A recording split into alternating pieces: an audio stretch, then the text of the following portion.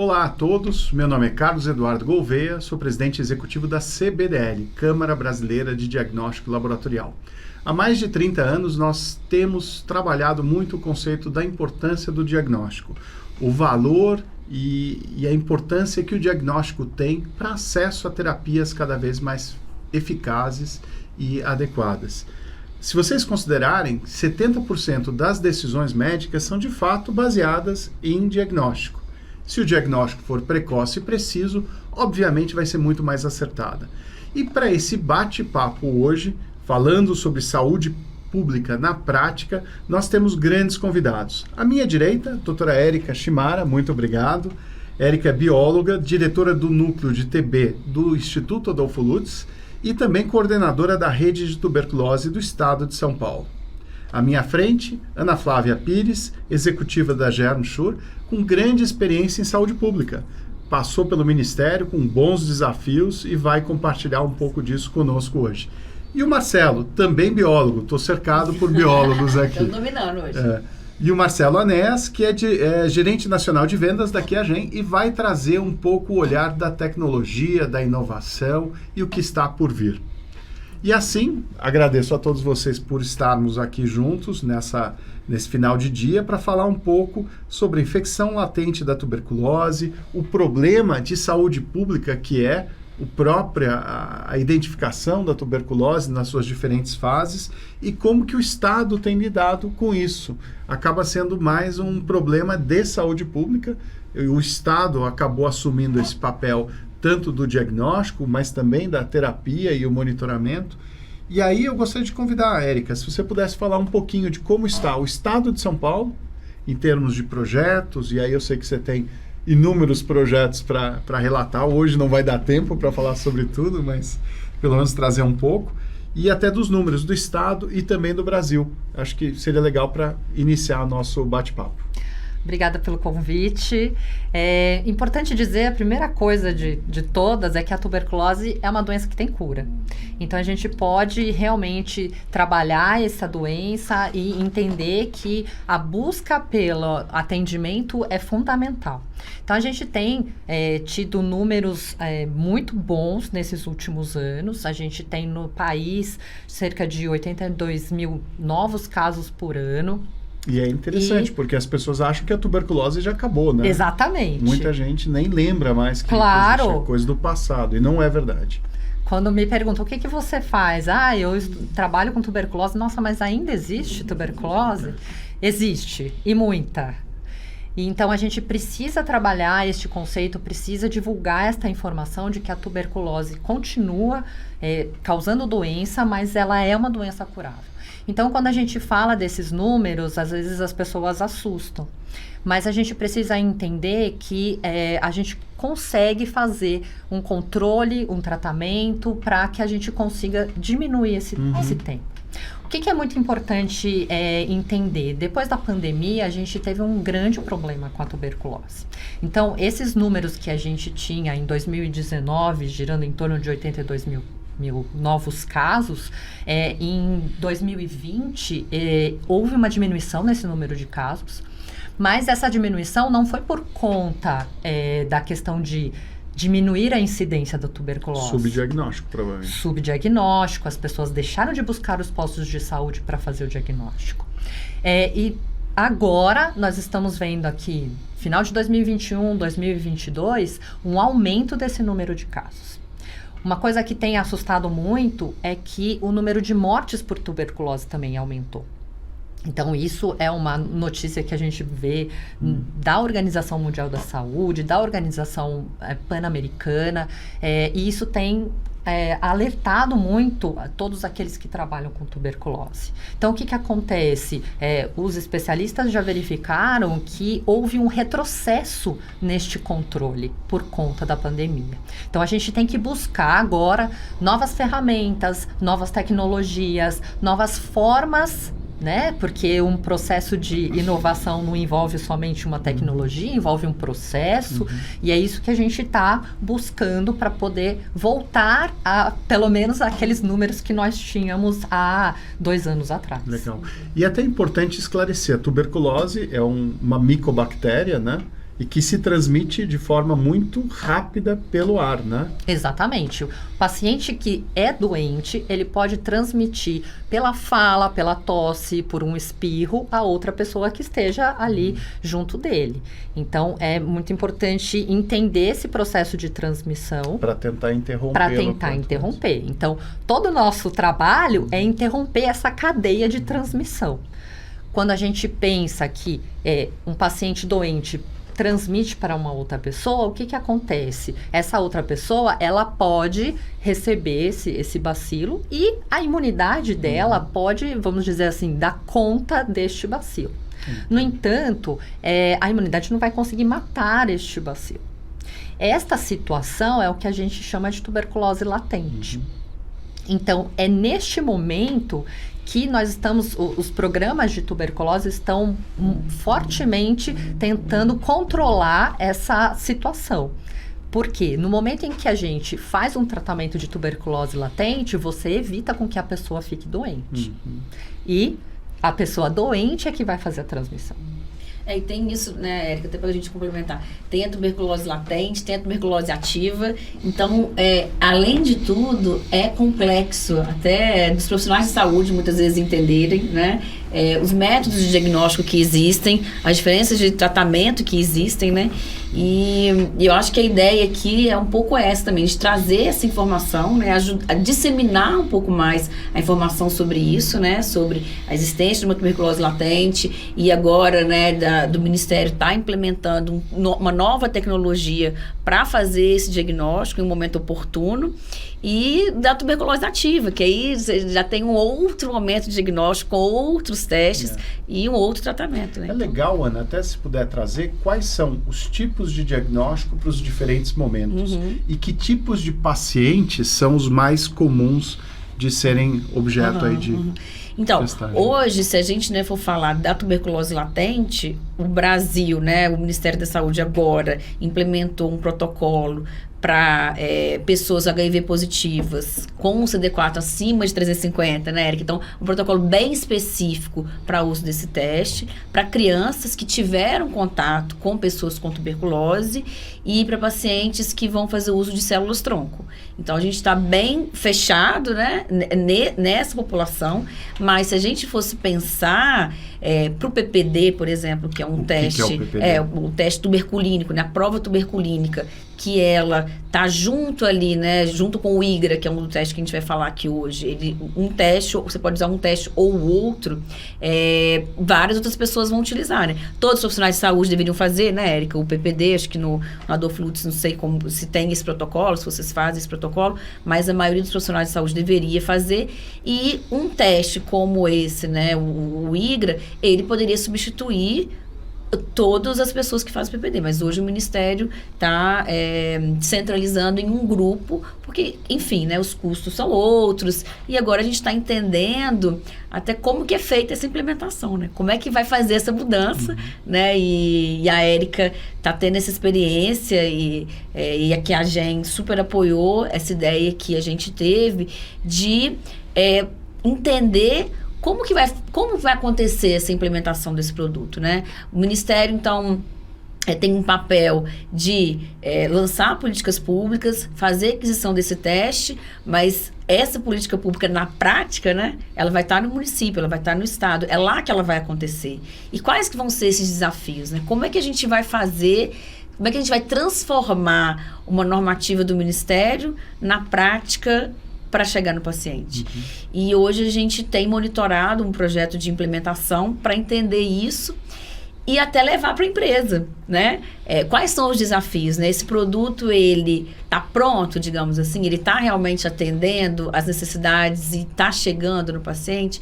E a Érica está com uma super experiência, né, dessa implementação e de, né, tantas outras que já teve, para a gente conseguir que o teste realmente chegue nas pessoas, né? Que é o que a gente almeja, né, que isso realmente aconteça.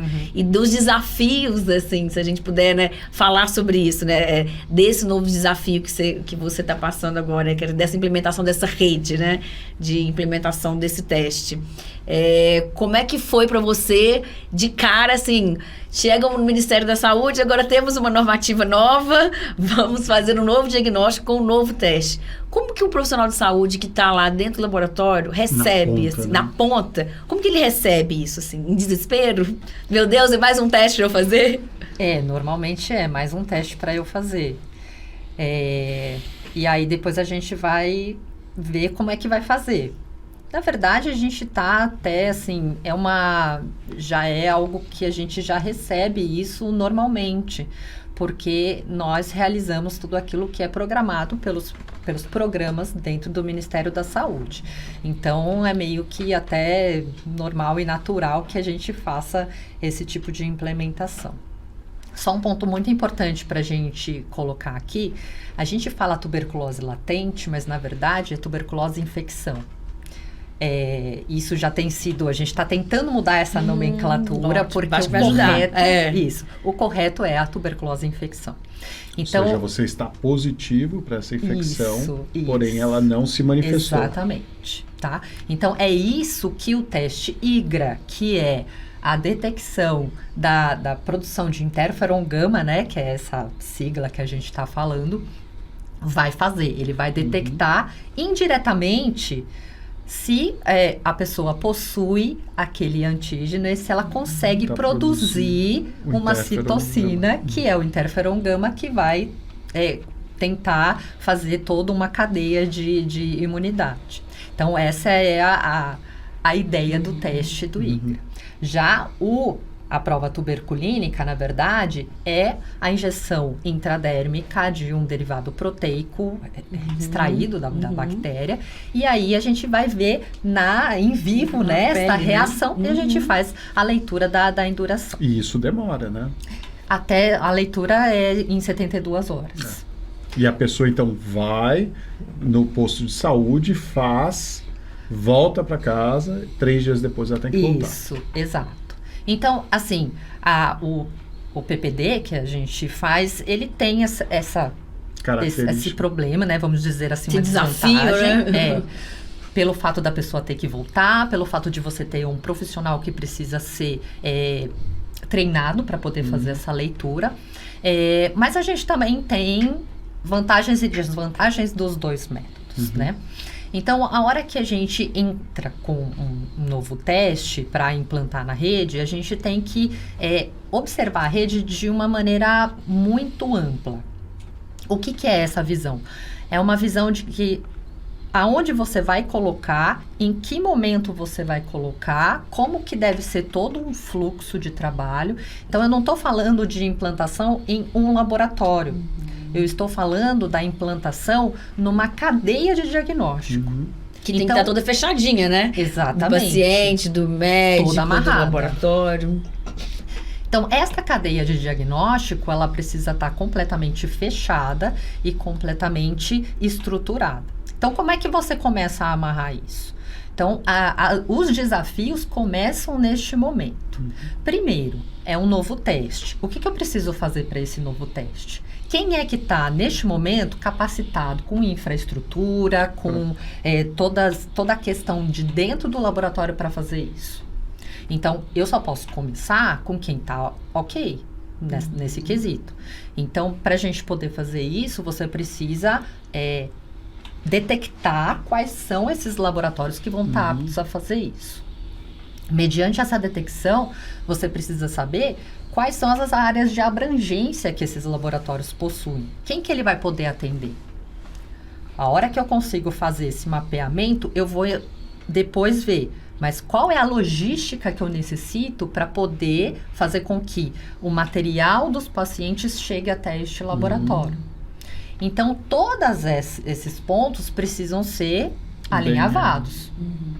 É muito diferente do setor privado, né? E até acho que é interessante, Marcelo, se você pudesse falar um pouco sobre a tecnologia envolvida. Porque a gente vê, então, desde a questão do pré-analítico, a coleta de amostras, né, que tem que ser bem conceituada, bem planejada, a questão de sensibilização dos profissionais de saúde envolvidos para a detecção desse paciente e o apoio aos laboratórios, propriamente dito, né? Sim. E aí eu não sei, equipamento, reagente, como funciona? Bem, tem uma grande mudança de paradigma, né? Que é como que você trata o paciente desde o começo. Quando a gente faz a prova tuberculínica, o paciente viaja, né? A gente está falando agora da amostra viajar, Sim. do sangue do É uma paciente mudança viajar. muito Então, grande. essa mudança é super impactante, porque você tem a tecnologia, porque a gente está trabalhando com sangue, ela tem um tempo certo para você chegar no laboratório, para você poder processar com qualidade aquela amostra. E aquela coisa, nós estamos no Brasil, o Brasil é um país continental e não só continental, né? Os Estados Unidos também é continental, mas ele é muito menos diverso do que o Brasil em termos de infraestrutura, em termos de laboratorial mesmo e de infraestrutura até de transporte de amostra. É muito mais fácil transportar uma amostra de um paciente de Ribeirão Preto para São Paulo do que de qualquer lugar do interior do Amazonas para Manaus. Nossa, então isso essa é talvez a grande dificuldade, né? A gente investiu muito tempo tanto em educação quanto em estudos aqui para que chegasse nesse ponto do Ministério incorporar. A gente teve que ter dados locais com essa tecnologia. Então isso é importante também, porque lembrando, nós somos uma empresa multinacional que desenvolveu essa tecnologia em países europeus, nos Estados Unidos originalmente, e também você tem que provar que funciona aqui com essas particularidades. Então, a gente só chegou hoje depois de fazer muitos estudos locais para incorporar essa tecnologia.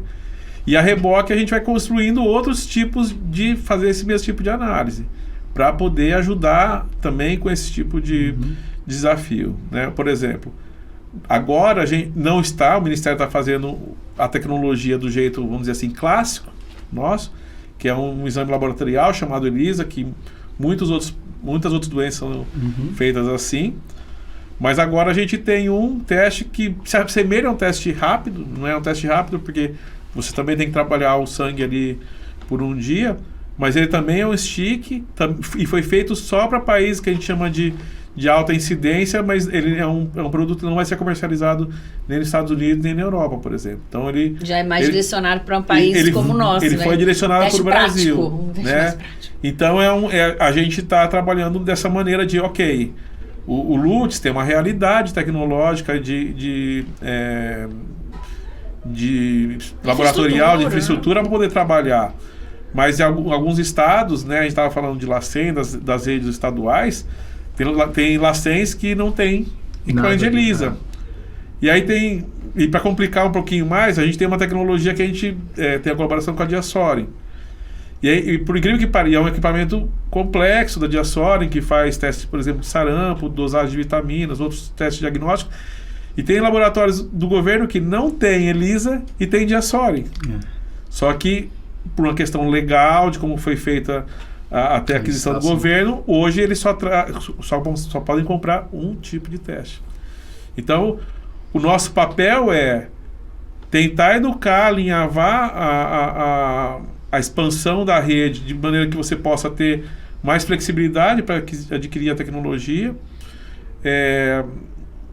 O governo comprou, mas tem uma etapa de treinamento de todos os profissionais. A gente já fez treinamentos com centenas de profissionais, porque, lembrando, a gente tem que treinar a pessoa que faz a coleta do sangue, a gente tem que treinar a pessoa do laboratório que vai fazer a análise. Então, são duas etapas desse teste que são importantes, e são treinamentos distintos, muitas vezes. São públicos distintos, né? Um é o enfermeiro, o outro... Em locais diferentes, né? Onde está o paciente, que essa pessoa tem que ser capacitada, e depois dentro do laboratório esse teste vai ser realizado. E aí você tem toda a questão de educação médica também. Que até os médicos saberem pedir isso, tanto na rede privada quanto na rede pública, né? Até os médicos também conseguirem virar a chavinha, a gente explicar as diferenças e saberem que existe. Muitas vezes o médico simplesmente não sabe que o teste está disponível, né? Então, de novo, país grande, uma doença que infelizmente não tem tanta discussão na sociedade como outras que têm mais evidência até na mídia, E isso é sempre um desafio para a gente poder fazer a informação chegar lá e o paciente ter o melhor acesso. A gente tem discutido muito globalmente essa questão de novas formas de você abordar a questão da doença, na verdade até mudando ainda quando possível o paradigma da doença para prevenção. Então a discussão em várias frentes está indo para o autocuidado.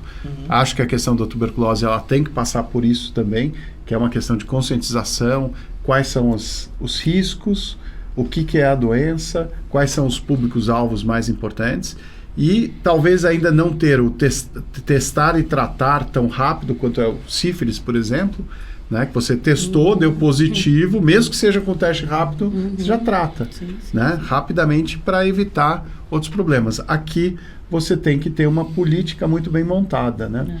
E eu enxergo que você, no estado de São Paulo, conseguiu avançar bastante, né? Então tem a rede estadual, que é composta de laboratórios bem equipados, mas você tem alguns desafios, que é chegar, às vezes, até em aldeia indígena aqui no estado de São Paulo. Sim. Né? E que estão sujeitos também ao risco da tuberculose. Mas veja, a gente tem uma grande vantagem aqui no estado de São Paulo, que é o trabalho conjunto com a vigilância epidemiológica.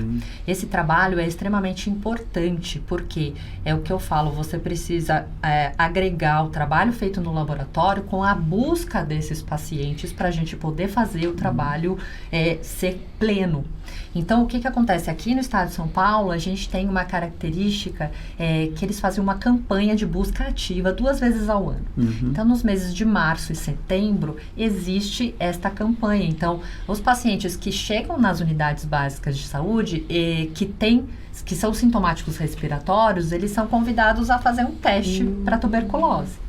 Então, nesses momentos, a gente consegue captar uma quantidade de pacientes que nem saberia que estaria... E é só nesses meses, março e setembro. Isso, a campanha de busca ativa são nesses meses. E se você detectar numa dessas campanhas algumas pessoas e numa região em que haja uma grande concentração e seja afastada, você ainda teria que adotar o PPD como checagem inicial e o IGRA só para aqueles grupos. Sim. E se fosse, por exemplo, porque aí acontece... Mas aí o que acontece? Se a pessoa chega lá, ela é convidada a fazer já um teste para saber se ela tem tuberculose ativa. Tá? Então não entra neste grupo. A gente já entra diretamente com o diagnóstico da ativa. Então o paciente, se ele tiver uma positividade, ele já vai entrar no tratamento para TB ativa. Tá? Mas em locais que a gente tem uma grande incidência, o trabalho da vigilância epidemiológica é fundamental. E, lógico, o laboratório tem todo o respaldo. Então, a gente tem várias metodologias para fazer esse tipo de diagnóstico. E a gente, no estado de São Paulo, a gente tem uma rede bem robusta para realizar esse teste. É uma rede descentralizada, então isso permite com que a gente tenha um atendimento muito maior, muito mais rápido desses pacientes. Agora, o que é muito importante, que o Marcelo falou, é a questão da educação continuada. Então, no momento em que a gente tem essas campanhas de busca ativa, existe esse trabalho de educação continuada, que é o que a gente está precisando fazer agora com relação à ILTB. Por quê? Porque agora a gente precisa divulgar mais esse novo teste que já está na rede pública. O estado de São Paulo já está realizando esse teste. Nós estamos aos poucos fazendo essa implantação, porque a gente tem essa dificuldade de infraestrutura, mas estamos cada vez mais capacitando os laboratórios para isso. Então, a gente precisa fazer esta educação. E vários pontos, e até isso que o Carlos falou do autocuidado, né? Até a própria pessoa, né? As pessoas saberem que elas deveriam se testar para isso. Acho que todo mundo precisa saber, né? O médico precisa saber, o paciente precisa saber. E qual é o protocolo quando, por exemplo, uma pessoa é identificada como positiva para o ILTB? A família toda dela é testada também? Ou os companheiros de trabalho? Existe esse tipo de... Bom, primeiro passo, você identificou. E os seus contactantes, né? Na verdade, isso é feito quando a pessoa tem a doença ativa. Ativa. Isso. Então, a pessoa detecta a doença ativa, a gente tem que fazer todo um trabalho de avaliação dos contatantes, né? Mas, por exemplo, um ILTB, ele positivo, ele talvez tivesse obtido a infecção da mesma origem que os seus outros membros. Não necessariamente, né? Mas o que é importante, né, ILTB? Primeiro, o paciente tem um teste positivo, ele precisa investigar se ele tem doença ativa. Tá. Porque o teste, ele não diferencia a latente da ativa, tá? Então, ele tem que fazer esse teste para verificar se ele tem doença ativa. Não tem a doença ativa, ele vai fazer o tratamento. Então, ele não vai fazer não transmite, né? O tratamento do ILTB dura mais ou menos quanto tempo? No momento, houve uma mudança nesse tratamento. A gente utiliza 2 antibióticos e são 12 semanas de tratamento. É um tratamento relativamente rápido perto do que a gente tem com relação à doença ativa. A tuberculose ativa demora mais de 6 meses. São 6 meses. 6 meses. O tratamento básico. Tá. E é importante sempre alertar para seguir, ter uma adesão adequada ao tratamento. Porque se você interrompe, o risco depois de você gerar uma resistência maior aos antibióticos que vão ser prescritos é maior. Exatamente. Né? Bom, qualquer doença com algum micro-organismo é importante você tomar o remédio corretamente no tempo e na quantidade que o médico prescreve. Isso aqui só tem gente que toma tratamento todo, né, Marcelo? Antibióticos. Lá em casa nunca chega no final, né? Isso. Depois eu vou convidá-los para uma outra sessão só para falar sobre resistência antimicrobiana, que é um problema que vai nos afligir, né, Marcelo, daqui para frente. Não, mas eu acho que na questão da latente tem uma outra coisa importante também, que normalmente ela é testada em pacientes que têm uma condição de risco mais acentuado. Então não é um tratamento, é um tratamento para quem é HIV positivo, quem vai fazer um transplante de célula-tronco. Na verdade, todos os transplantes deveriam fazer. Quem é candidato a tomar imunossupressor. Não, medicamentos biológicos para artrite reumatoide. Para artrite reumatoide, se você é diagnosticado com artrite reumatoide e toma o medicamento sem tratamento para ILTB, você pode se transformar na doença ativa. Então isso é super importante, né? Isso já entrou no setor privado, já está entrando, no público ainda não. Então, mas isso é uma questão de tempo, ao meu ver, porque não tem como você tratar. O Brasil tem milhares de pessoas que tratam artrite reumatoide, né? Tem programas do governo com o infliximab, com a adalimumab, com várias drogas. E essa combinação desse teste antes é crítico para essa população que não é pequena. E o Brasil trata muito pouca gente de artrite reumatoide. A população é muito maior do que as que são tratadas, de fato. Hoje, o IGRA já está aprovado na Conitec. Já foi incorporado para esses grupos que a Ana Flávia falou. Ele foi incorporado, existiu uma licitação ano passado, nós vencemos. Nós começamos a entregar para o Ministério no final do ano. Em paralelo, fizemos esse trabalho com alguns grupos, entre eles o da Érica, já que quando chegasse o teste no Ministério, já que tivesse alguns grupos que já pudessem trabalhar no primeiro dia. Gerava até um efeito de comparação para os outros, né, estados. Não era nem questão de comparação, era questão de que pudesse capacitar mesmo, porque...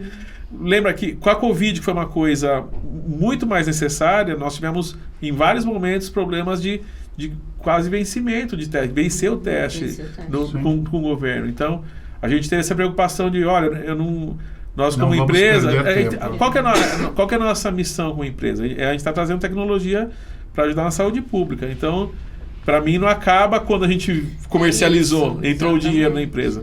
Aquilo tem que funcionar. Isso a gente trabalha de uma maneira muito séria. Isso tem que funcionar. A gente teve um momento, Carlos, que a Costa Rica, que é um país super pequeno, fazia mais testes de LTBI do que o Brasil. Tudo bem, lá tem uma questão do programa de imigração para os Estados Unidos que fomentava isso, mas antes da aprovação pelo Conitec e da incorporação da ANS, que também ocorreu o ano passado, se fazia mais do que aqui. Então isso é quase um buraco negro no Brasil nesse sentido. Os desafios são muito diferentes, né, Marcelo, igual que você falou, né? Então está incorporado na ANS e está incorporado no serviço público, né? você consegue fazer um paralelo aí de qual o seu sentimento quando você olha, né, o tempo de efetivamente, né, esse teste, eu costumo dizer assim, se tornar uma política pública, né, Érica? Porque é isso. Hoje a gente está fazendo e validando para que isso se torne uma política pública, e a Érica, né, viu os desafios e tem trazido para a empresa para que a gente consiga realmente ter uma boa adesão. E no sistema privado não, né? São desafios muito diferentes. São desafios muito diferentes, mas também o setor privado tem toda a questão de educação médica, né? Os próprios formulários que o médico precisa utilizar para pedir, eles eram muito restritivos, né? São ainda muito restritivos. Então, para você ter uma ideia, a gente tem uma equipe que faz visitação médica, né? Uma empresa parceira, que a gente teve que explicar os detalhes disso, porque é uma coisa nova, né? Porque senão batia lá a requisição no plano e eles eram glosados, era negado aquele exame. Então isso aconteceu. Então a gente teve, obviamente, quando entrou na ANS, a gente teve um salto de teste do setor privado, mas, de novo, mesmo no setor privado, a gente continua falando da mesma doença, tuberculose, e é uma doença que acomete mais população de baixa renda. Então, no setor privado está se pagando, tudo bem, para artrite reumatoide não tem essa diferença, né? Acomete todo mundo, dependente do seu nível de renda. Mas teve essa subida e agora a gente viu uma estabilização. Mas ainda existe, a gente vê muito no setor privado essa questão do médico, né? Então a gente está investindo nisso. Lembrando, a Qiagen tem um histórico longo disso, desde a época da IDINE com HPV. A gente fez um programa muito extenso de educação médica e a gente está usando o mesmo conhecimento, investindo um pouco, mudando um pouco o investimento. Fala, HPV é uma coisa super bem estabelecida, agora está na hora de a gente investir em tuberculose, que é um outro problema. Então, mais essa questão de fazer essa avaliação antes de você fazer uma implantação foi fundamental, eu acho. No nosso caso, nós fizemos a avaliação em serviço para verificar quais seriam os gargalos que a gente teria no momento em que a gente fizesse a implantação. Então, a gente verificou gargalos como a questão dos médicos não pedirem o teste. Então, a gente falava, olha, a gente está colocando um novo teste, não, mas... sabe, uma certa resistência. Então, esse realmente foi um dos gargalos que nós encontramos. Outro gargalo foi a questão de um tubo que pudesse fazer uma coleta única, ao invés de coletar em 4 tubos, que são os tubos teste do kit. A gente também encontrou a questão de RH, porque atualmente o setor público, ele teve um deslocamento de pessoas para poder atender Covid e a gente tem ainda uma falta nas outras áreas. Então, a gente conseguiu detectar vários problemas em que no momento em que a gente começou a colocar na rede, a gente já foi tentando solucionar isso. Então, isso ajudou muito. A gente a conseguir acelerar isso e não foi aquele impacto, olha, vou colocar, de repente eu tenho que parar tudo. Então, no momento em que a gente começou a colocar os kits para uso nas unidades, a gente foi fazendo isso de uma maneira mais controlada. Apesar da gente não ter um denominador muito bom para a gente entender e fazer uma comparação. Quanto que a gente poderia encaminhar de teste. Essa questão do tubo que é uma questão central, é realmente muito importante. É nossa meta, né? E isso e a gente sabe, dentro da empresa, a gente vê isso, é importante no setor público e no privado também. Também tem essa discussão do setor privado. Por quê? Só lembrando qual que é o princípio da tecnologia. O teste normal, o clássico, nós coletamos o sangue em 4 tubos distintos. Então, são 4 tubos distintos para se transportar esse sangue. Mais que isso, né, quem está ouvindo, quem já foi num vacuum container aí fazer qualquer exame, não é aquele mesmo tubo que tem aquele vácuo forte que você põe a borboletinha e o sangue jorra para dentro. Não é. Ele entra de uma maneira muito mais lenta. Então, o treinamento em quem coleta, ele é muito mais, mais crítico. E o tubo único, ele facilita, porque é o tubo que traz o sangue do jeito que a gente está acostumado. E aí, aí você gera facilita por um lado, você gera um outro desafio que eu vou ter que separar esse sangue em 4 tubos diferentes do laboratório. Entendi. Então você pode fazer isso por robôs, tem gente que faz isso de uma maneira manual, que é mais complicado.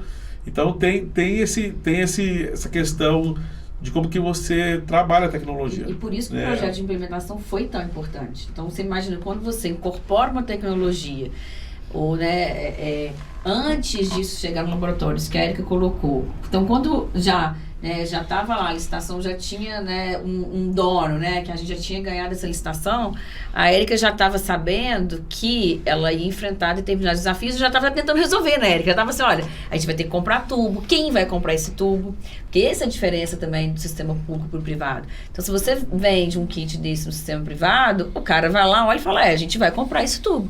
Como que você faz isso no sistema público, né? Então, agora, quem vai abrir essa licitação? Quem tem esse tubo? Em quanto tempo esse tubo vai estar disponível? Então, você tem que estar casado, né? Então, eu tenho o kit disponível e eu preciso ter esse tubo disponível também. Em que momento que a gente vai casar isso para que os testes não vençam? Né? Ou com o teste novo, né?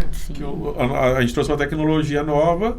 Ou seja, já é o próximo geração do IGRA. A gente não é o próximo, a gente não chama de uma próxima geração, porque o TB Plus, que é o quantiferon TB Plus, ele é reconhecido pela OMS. A gente tem muito dado gerado na última década. Então, a gente está falando de um produto que acabou de ser lançado, está começando a ser estudado agora. Dados internos nossos mostram performance equivalente, mas você tem que ir para o mundo real para ver como aquilo se comporta. Mas acho que a grande vantagem desse teste novo que a gente está trazendo é que você pode fazer... Por exemplo, o ELISA precisa de ter 44 amostras para rodar, para você não ter uma perda. Você pode rodar com menos, mas tem perda econômica. E agora esse novo teste você pode fazer um em um, como se fosse um teste rápido. E não é um teste rápido que você lê e some o sinal. Ele tem um sinal que você detecta num podzinho. Ele é um point of care. Ele é um point of care. Apesar de demorar os mesmos 24 horas de incubação do sangue. Ele é um point of care, mas ele não tem um resultado rápido. Ele é um teste prático. Entendi. Ele é a gente chama de teste portátil. E aí você não precisa de estrutura laboratorial. Mas é coleta venosa, né? É coleta venosa? A coleta é mesmo, é venosa. Por isso que ele não é... Só que é um tubo só, né? você não precisa ter um laboratório bem estabelecido, você ter uma máquina de ELISA. Então ele facilita isso e você pode fazer de um em um. Então qual que é a conversa com o Ministério possível? Poxa, e no Acre, quantos pacientes vão ser testados? Quanto tempo que os pacientes precisam esperar para montar uma placa para não ter perda para o governo? Porque tem essa questão econômica, a gente sempre olha isso. Não quero que o governo gaste mais o dinheiro do imposto de uma maneira ineficiente. Mas com um teste nosso, que custa o mesmo preço que ele pode fazer de um por um, ele nunca vai ter perda. Mas enquanto a gente não tem esse teste, a gente inventa novas maneiras. Que dá aqui, né? Inventa novas maneiras para a gente conseguir não perder tudo isso. Legal, não, entendeu? Porque você imagina o que é juntar 22 pacientes para eu fazer uma placa, para não perder teste, né? Então eu preciso entender como que é todo o processo para eu ver aonde que eu posso parar, como que eu posso como otimizar tudo isso. Então, ao mesmo tempo em que a gente aguarda ansiosamente por este teste, a gente tem que fazer a vida... O brasileiro dando o jeitinho dele, né? Isso. Até na saúde pública. Então, a gente tem trabalhado lá no Instituto, existe uma equipe que está trabalhando com isso, fazendo a avaliação do protocolo vigente para o teste, entendendo como que a gente pode fazer com que a rede trabalhe de uma maneira homogênea, que isso é uma coisa muito importante dentro da qualidade laboratorial, mas ao mesmo tempo em que eu não tenha nenhum tipo de perda dentro daquele material. Então a gente está fazendo criando estratégias, não somente com o protocolo, mas também com a questão de fluxo de logística, para a gente poder fazer com que isso seja aproveitado da melhor maneira possível. Agora, uma coisa que eu queria colocar, então assim, a gente tem as questões, né, do laboratório, do teste, mas a gente não pode esquecer uma questão fundamental que está no fluxo da logística. E nós temos uma logística física e uma logística digital. o que é isso? A logística física é assim, você coletou o material do paciente, como que você vai fazer com que esse material chegue ao laboratório no tempo certo, na temperatura correta, sem que esse material perca a qualidade. Isso. Mas, ao mesmo tempo, eu preciso colocar isso dentro de um sistema.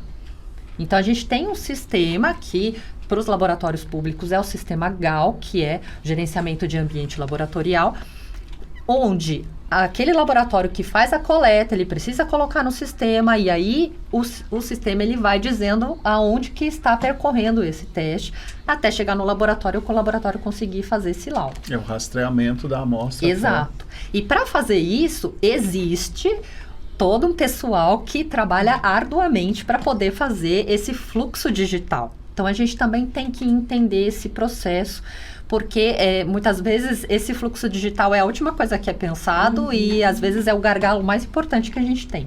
E depois a devolução do resultado para a unidade onde ele foi coletado, para os médicos ou profissionais de saúde que lidaram com o paciente, até para a jornada dele depois do tratamento. Então, mas se eu tenho esse fluxo digital estabelecido, eu tenho a garantia desse retorno. Com certeza. Olha quanta coisa que a gente tem que conversar, né, para implementar com a qualidade, né, que a gente vê necessária, uma nova tecnologia, né? E por isso eu acho que assim, esse projeto de implementação é muito importante, até importante para que novas tecnologias, quando vierem, as pessoas tenham esse olhar. E eu achei que foi assim muito bacana da QIAGEN na época, quando a gente, né, que teve essa proposta, vamos fazer um projeto de implementação, vamos ver quais vão ser as barreiras para quando isso chegar, já está bem mapeado e ser mais ágil. Se a gente for olhar, acho que São Paulo deve estar sendo um dos primeiros a implementar agora, né? Porque já tinha tudo muito bem mapeado e as barreiras bem mapeadas para conseguir implementar com mais agilidade possível o teste, né? Com certeza. E outra coisa, a gente pode lançar a mão da experiência anterior que a gente tinha no setor privado, que apesar de não ter reembolso, já tinha o número de laboratórios do setor privado que já tinha encarado esse tipo de desafio. Por exemplo, esse do tubo é um presente nos dois. Se você for em qualquer laboratório privado que tem reembolso hoje, se você for tentar marcar, não é qualquer portinha, lojinha, né, que vai coletar. Algumas coletam. Por quê? Por conta dos 4 tubos. Claro. Porque você tem que ter aqueles 4 tubos para um exame que não é um exame de alto volume, que tem que estar naquela unidade, tem que ter a pessoa treinada naquela unidade. No setor privado também a rotatividade de profissionais é grande. Então, assim, com o tubo único você facilita. É o interesse do setor privado, tá porque certo, né? o tubo único você expande, você pode colocar em milhares de lugares no setor depois privado. Você deixa a especialização para fazer. Você trouxe todo para o laboratório. Você trouxe tudo isso para dentro do laboratório. Gente, vocês perceberam que a conversa iria longe, né? O papo é muito bom. Acho que a gente conseguiu traçar um panorama, acho que bem interessante do que é esse setor. Eu já convido a todos para daqui a um tempinho a gente fazer uma retrospectiva, Érica, até de como está. E eu gostaria de ter de vocês agora uma rápida análise, na verdade, uma rápida palavra de conclusão, mas como vai ser o futuro com tuberculose, sem tuberculose, o que vocês imaginam, né, daqui para frente? Olha, eu espero que a gente consiga cada vez mais controlar a tuberculose. E, assim, se depender da equipe que a gente tem, eu acho que a gente consegue fazer isso da melhor maneira possível. Então, assim, vocês viram a complexidade que é fazer a implantação de um teste na rede pública. Então, a gente tem que entender que muitas vezes o setor público ele tem todas as suas dificuldades, mas nós temos pessoas extremamente capazes, dedicadas, responsáveis e que fazem todos esses problemas cada vez serem ultrapassados. Então, assim, eu fico muito feliz com a equipe que a gente tem dentro do setor público. Não é porque eu sou do setor público, mas eu digo que é muito bom trabalhar no SUS. Às vezes as pessoas que estão de fora só veem as partes ruins, mas a gente tem gente muito engajada e competente para fazer a coisa funcionar, apesar de todas as dificuldades que a gente tem. Então, essa é uma coisa que eu acho que é fundamental, as pessoas, pelo menos as trabalham com tuberculose, elas estão ali porque elas gostam. Então, quando a gente faz alguma coisa que a gente gosta, a coisa sempre flui, né? Então, eu acho que a gente está no caminho e precisamos cada vez mais fazer isso, porque estamos num momento que foi ruim por conta da pandemia. Com certeza. Marcelo, sua visão e olhar para o futuro? Eu concordo com a Érica. E tem uma coisa que eu acho que está sendo fundamental, a gente acabou não comentando aqui.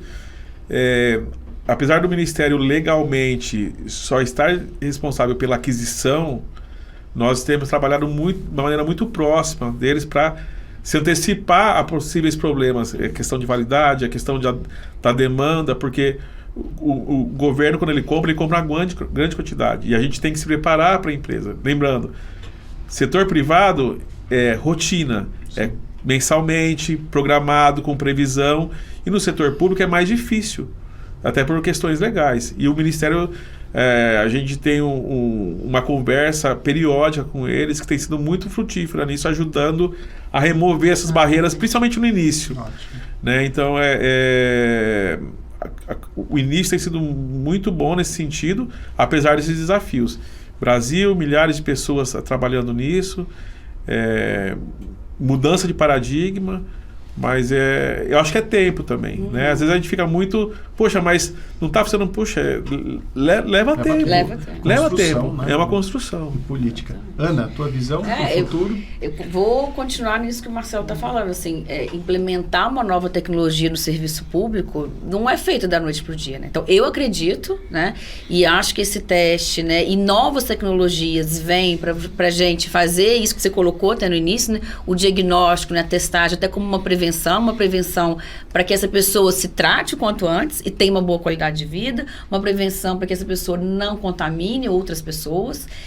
Então, quando a gente faz uma implementação como essa que está acontecendo agora, em que sim, né, a gente tem um sistema complexo, né, para quem está de fora, né, olhar de fora para o SUS, as pessoas acham é complexo, porque é isso. O Ministério tem um papel, o Estado tem um papel, o município tem outro papel, e aqui a gente está vendo a empresa se inserindo também nesse papel, e como o Marcelo colocou, a gente não está, né, ganhamos uma licitação e estamos entregando um produto. A gente está entendendo que o consumidor, né, que a Érica é uma parte desse consumidor, né? Porque se ela não conseguir executar, não adianta. Não adianta o paciente precisar. Eu não consigo executar essa tecnologia. E a gente está vendo aqui um laboratório como, né, o Instituto Adolfo Lutz, que levantou essa bandeira, e o que a Érica tem feito lá e a equipe da Érica tem feito de, né, criar sistemas e melhorar e trazer para que a gente, olha, não dá para ficar homogeneizando o tubo na mão, a gente vai buscar uma saída, uma melhoria para isso, precisa de um tubo a mais. Essa interação é que faz a gente acreditar que realmente daqui, eu acredito assim, são 2 anos pelo menos, né? Eu diria assim, uns 2 anos para as coisas implementarem, os médicos ficarem sabendo, os laboratórios conseguirem executar e a gente tornar realmente esse teste uma política pública muito forte no Brasil.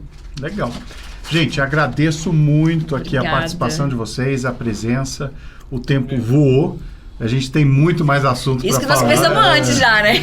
Mas eu acredito piamente que a construção das políticas públicas de saúde, na verdade, competem a todos. Exato. Né? Exato. Setor público, privado, cidadão, a sociedade, a associação como a CBDL também.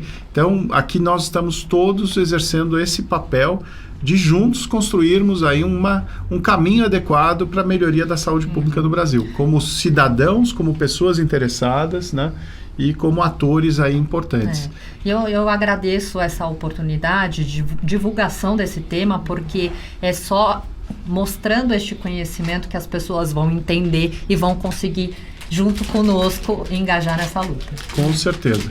Gente, muito obrigado. Obrigada, CBDL agradece aqui a obrigada, presença de todos CBDL. vocês, Marcelo, Obrigada. Ana, Érica. Para a gente foi realmente assim um grande aprendizado e que é só o primeiro, né, Carlos? Estamos começando com esse desafio de podcasts para que a gente possa levar mais informação, educação para as pessoas, a todos os rincões do Brasil. Exatamente. Só nesse assunto tinha umas vertentes que a gente nem entrou hoje aqui, a gente podia ficar mais umas Com certeza. 2 horas, né? Eu já falo com você. Gente, muito obrigado e até a próxima. Até mais. Até.